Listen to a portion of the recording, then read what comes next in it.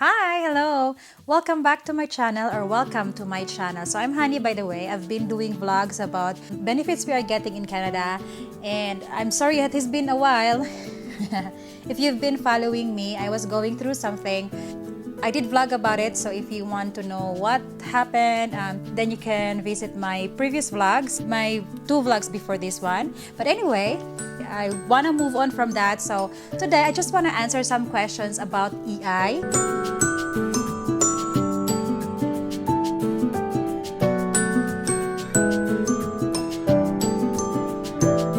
I have received a lot of questions regarding EI since there are in Whistler where I am right now. There are more restrictions right now, which is extended until February 5. So basically, business is not yet normal. Some are experiencing reduced hours. So they were asking me if they can apply for EI even if they won't get laid off, but they will just be experiencing less hours or less shifts. So one of the questions was she will be working 3 days only. So I did call them because my husband will be experiencing the same thing soon, very soon. He was already advised that he will probably be working for 3 days only onwards because of less business. I called Service Canada today. I waited for an hour and a half over the phone to also answer some of the questions that have been asked, and I don't want to make any mistakes, so I made sure my answers will be coming from them. So the first question was if you can get EI even if you are not laid off and is working only 3 days, and she said yes, you can get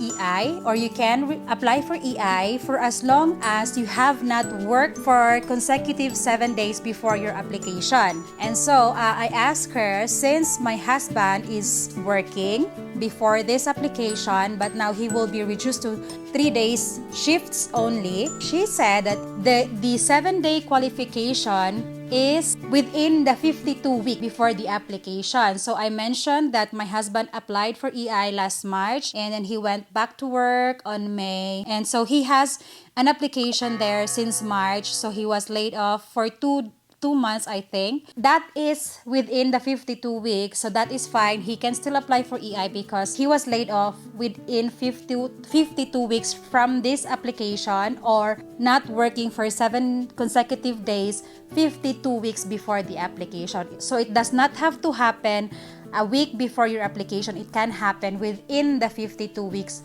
of your application. So then he can apply because he was laid off last March. The second question I asked was, do I need an ROE? Because with the reduced hours, we didn't really ask, but I don't think they will be giving us an ROE. But then the Service Canada confirmed to me that no, we don't need to give her a new ROE. They will be using the ROE that they have on file last March when we applied for the CERB or the EI CERB. So if that is your case also, if you applied for the CERB before, the EI CERB before, so you have an ROE on file in Service Canada, you can apply for the new EI right now even without a new ROE because they will be using the ROE that you submitted last March.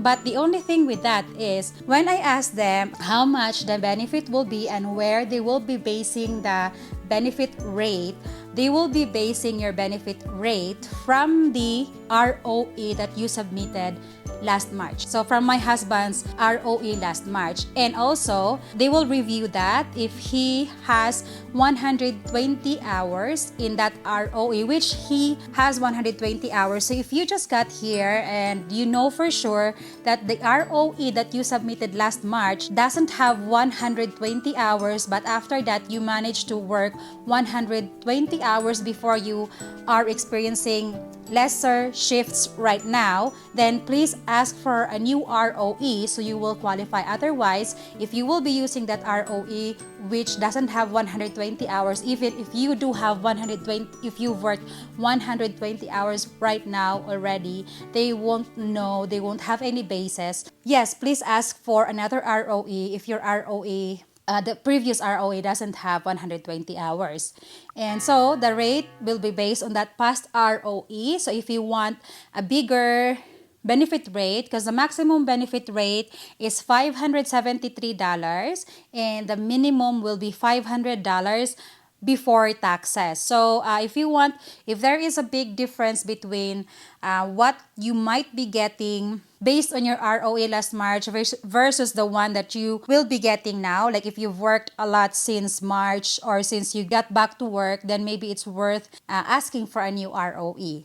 And then I also asked her if he does end up working 4 days in a week, will he be getting his benefits? So what she said was, still report, but definitely if you work 5 days or a full week, then you won't be getting any benefits. So based on my reading online, I found out that if your previous or past weekly earnings is $573 and 90% of that is 515.70. So if you earned within $1 to 515.7, 50% of 515.70 will be deducted from 573. And then if you go beyond 515.70, they will deduct $1 per dollar that you work above 515.70 or above 90% of your previous weekly earnings. So that's my understanding online. So I hope that's right. If that is wrong, then please tell me if that is not correct. But per my understanding, above 90% of your previous weekly earnings, they will deduct